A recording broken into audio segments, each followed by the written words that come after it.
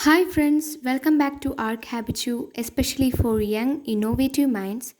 So today we are going to discuss in this video relations and functions as a part of series we are dealing with for JEE Mains and JEE Paper 2 Mathematics Revision Series and Formula Revision Series. Okay, so relations and functions. First of all, what is A cross B? That is, all elements of A makes a pair with each element of B. That's what A cross B says. Now, if number of elements in A cross B will be m into n, where m is the number of elements of set A and n will be the number of elements of set B. So number of elements in A cross B is equal to mn.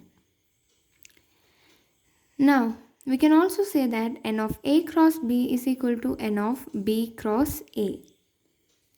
But we can't say A cross B is equal to B cross A, but number of elements will be same. Now, what is a relation? Relation is a subset of A cross B, where A and B are not null sets. So we can say relation is a subset of A cross B, where domain is the set of first elements of ordered pairs in a relation and range is the set of second elements of ordered pairs in a relation. Here, codomain is a relation such that A to B, where B is the codomain. Okay, if R is a relation such that A is made a pair with B, then B is the codomain of this relation. Now, how many number of elements, how many number of relations are possible for A cross B? So how to find it? We know that A cross B is also a set, right? So for a set, number of subsets, we know it is 2 raised to n, where n is the number of elements of the set. But here, what is the number of elements of A cross B? It is mn. So, number of elements, number of relations that A cross B can have, that is number of subsets of A cross B, right? Relation is the subset of A cross B. So, number of relations for A cross B will be 2 raised to mn, right? Okay, now moving on to types of functions. We have polynomial functions, and in this polynomial function we have linear function where f of x is defined as ax plus b and a not equal to 0, because if a is equal to 0, this will be a constant function. F of x is equal to b, that's a constant function. Okay, for a linear function, domain will be set of all real numbers and range will also be set of all real numbers, and we can represent a typical linear function like this. Can you see? Okay. Now, polynomial functions can also be defined as f of x is equal to a0 a raised to x raised to n plus a1 x raised to n minus 1 plus etc. plus an, where a0, a1, etc. up to an are real numbers and exponents are whole numbers.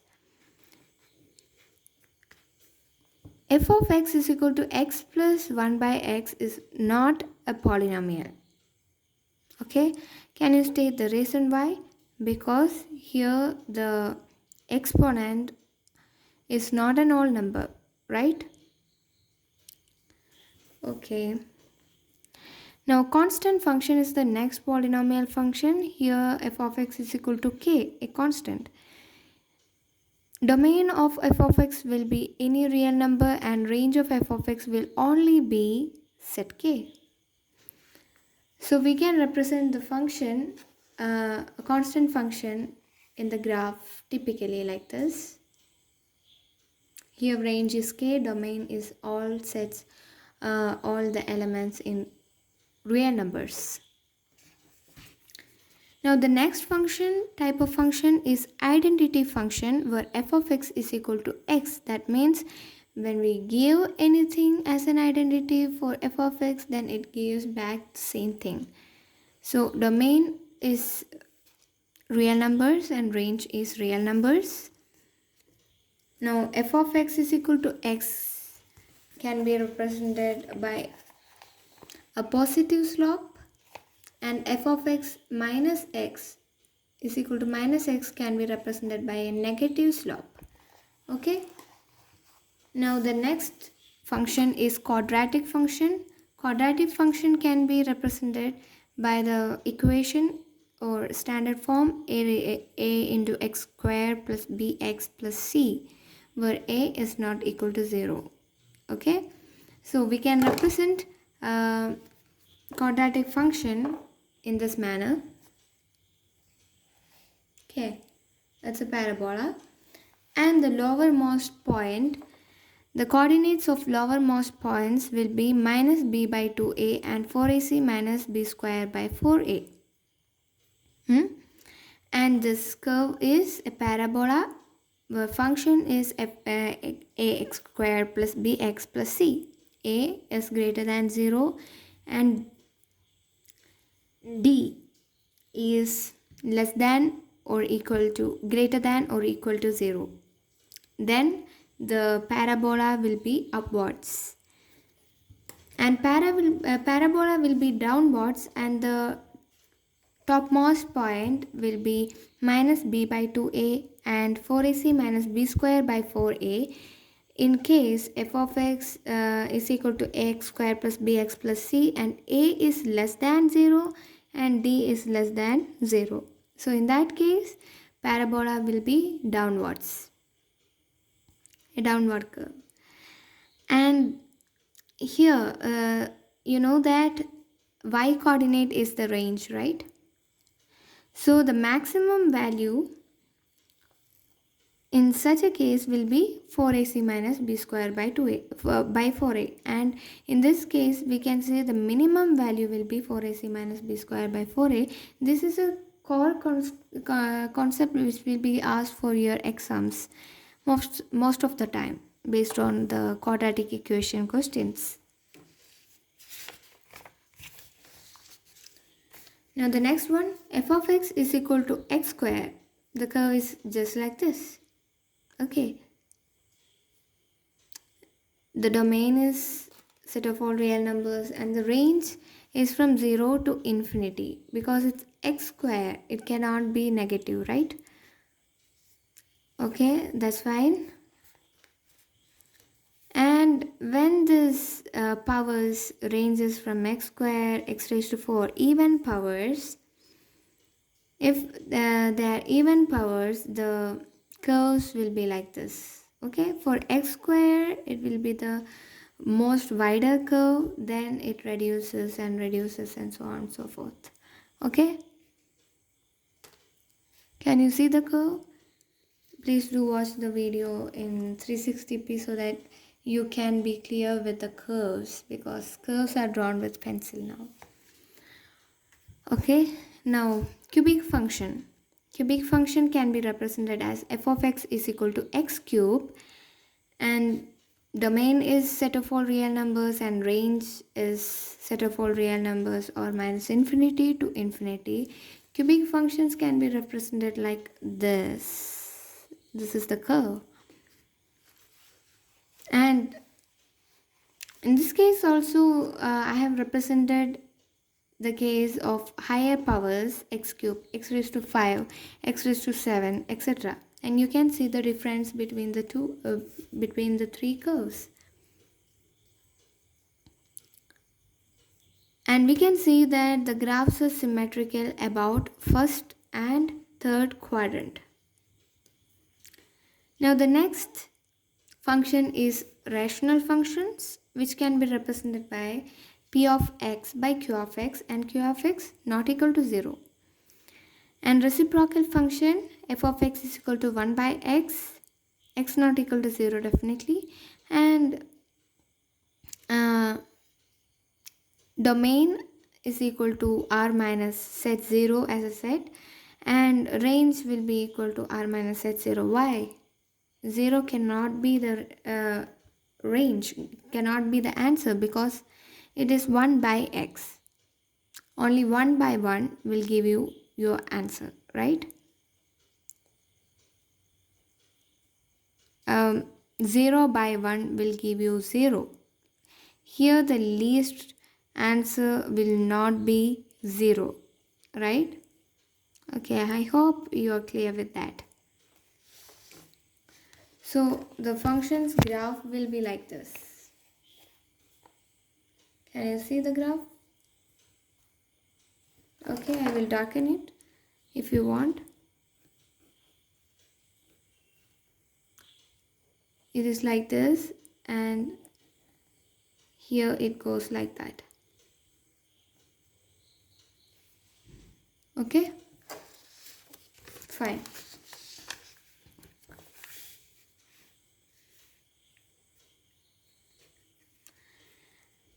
This graph is a rectangular hyperbola and it is symmetrical about y-axis. For example, f of x is equal to x minus 2. This graph will be shifted towards right. And if it is 1 by x plus 2, this will be shifted towards left. Okay. These are general questions which can be asked. And irrational functions, f of x is equal to root x. Domain will be closed interval 0 to open interval infinity. And range will be closed interval 0 to open interval infinity. Because root x will not give you negative numbers. And we know that x square is like this, right? So root x is we can say root x is the mirror image of x square, right? And the next function is modulus function. Modulus function can be represented by f of x is equal to mod x. That is minus x if x is less than 0, 0 if x is equal to 0, and x if x is greater than 0. Domain of this function will be set of all real numbers, and range will be from 0 to infinity, semi-closed and semi-open. And the graph will be like this, V-shaped graph. And here you can see when it is mod x plus 1, it is shifted towards left, and if you are subtracting the values, it is shifted towards right. And if it is like this, 1 plus mod x, then it is shifted upwards. Okay, these are some comparisons which you should remind in your mind before going to exam halls or before going to answer any questions. Now, what are the properties of modulus function? 0 less than or equal to modulus of x less than infinity. It will never have negative values. Now the next one is mod x1 x2 is mod x1 into mod x2. It can be for higher values also. And mod x1 plus mod x1 plus x2 is equal to mod x1 plus mod x2. Now the next function, Signum function. It is a function such that it is defined like x by mod x if x is not equal to 0 and 0 if x is equal to 0. Now expanding furthermore, it is minus 1 if x less than 0, 0 if x equal to 0, and 1 if x greater than 0. And the graph is like this. Okay. Signum of a signum function is signum. These are the fun facts which should be remembered, which will make your problems more easier. That is, maybe you can skip 2 or 3 steps for a question if you have these ready-made formulas with you. You can save your time. And the greatest integer function or step function is defined as f of x is equal to greatest integer of x, which is less than or equal to. It signifies less than or equal to. Now, it can also be represented as x minus 1 less than greatest integer of x less than or equal to x. Domain is set of all real numbers and range is set of all integers, because it will only give result as an integer. If minus 1.1, then the greatest integer will be minus 1, minus 2, right? And if it is 2.2, then the greatest integer will be what? 2, right? So that's the thing. And these are the properties. You can take a screenshot of this. Now, lowest integer function or ceiling function. This is just the reverse of greatest integer function. Here f of x is equal to lowest integer of x, and here also domain is set of all real numbers and range is set of all integers. The next function is fractional part function. F of x is equal to fractional part of x. Every real number can be represented like this. X is equal to greatest integer of x plus fractional part of x. So we will get fractional part of x as what? X minus greatest integer of x. This is a formula which will be used for many questions like numerical value based questions. Okay, so beware of this formula. Domain of the function will be a set of all real numbers, and range will be from 0 to 1 because it is a rational function, right? So it can be represented in the graph like this. We have the properties, number of properties. You can take a screenshot. I am not detailing it because you guys are here for the revision, so you can just glance out all these things. Logarithmic function, log n to the base a is equal to x. That is logarithmic function. Just glance through the formula so that you will remember logarithmic functions.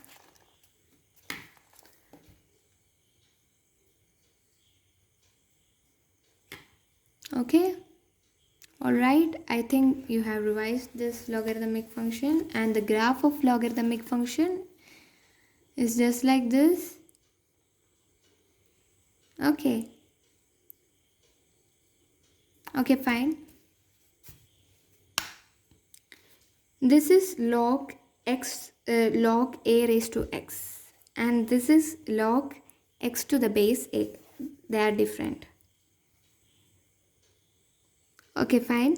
And you know that log 1 to the base a, that is equal to log a raised to 0 to the base a is equal to 0, and log 0.1 to the base 10 is equal to minus 1 because this is 10 raised to minus 1, right? Now these are the properties. Log mn to the base a, this is an important property. Log m to the base a plus log n to the base a. Then we have log m raised to n to the base a is equal to n log m to the base a. This is also an important property. And base change rule, the most important thing. Log n to the base a can be again changed to log n to the base e divided by log a to the base e. Okay, fine. Okay, log a to the base b is equal to 1 by log b to the base a. So we can write it as log a to the base e divided by log b to the base e. So that's how we are reaching to this formula. Okay, that's an important formula. Yeah, we have, yeah, two more pages. This is the next property. Log a raised to m to the base b raised to n is equal to m by n log a to the base b. An exponential function can be represented like this. E is equal to 1 plus 1 by 1 factorial plus 1 by 2 factorial plus etc. But e raised to x is 1 plus x by 1 factorial plus x square by 2 factorial plus etc. Okay, where e is approximately 2.718. Now this is exponential function a raised to x. You can just say this. Can you see the graph? Okay. And a raised to m into a raised to n is equal to a raised to m plus n. These are the properties. A raised to m, o raised to n is equal to a raised to mn. Okay, so just revise that also. Now, okay, these are all the important things you should remember with logarithms and exponentials. So beware of all these equations. You may use, it will be useful for some kind of problems. Now we have periodic functions, that is it has the function is repeated in a certain time interval, a certain value of x, peculiar values. Okay, it can be represented as f of t plus x, that is equal to f of x, that is after every period t the function is repeated. So these are examples of periodic functions with the periods are marked in the next table just next to them. Okay, if t is the period of f of x, then period of f of ax plus b will be t by mod a. This is an important equation. Okay, and if t is the period of f of x, then period of 1 by f of x or period of root f of x will also be t. We are reaching the end of the topic. Relations and functions is a vast topic. Okay. Now, how to find period of a composite function by splitting it into simpler functions. F of x is equal to f1 of x plus f2 of x, right? So period of f of x will be LCM of t1 and t2, and if f1 and f2 are even and complementary functions, then period of f of x will be half of the LCM of t1 and t2. Okay, these are all based on periodic functions. Okay, odd functions mean what is an odd function? This is a repeated question because this will be used for solving some problems. F of minus x is equal to minus f of x is an odd function, and if f of minus x is equal to f of x, then it is an even function. Now we have special functions. You can note it down. Okay, you can take a screenshot. Okay, fine. Moving on to next, inverse functions.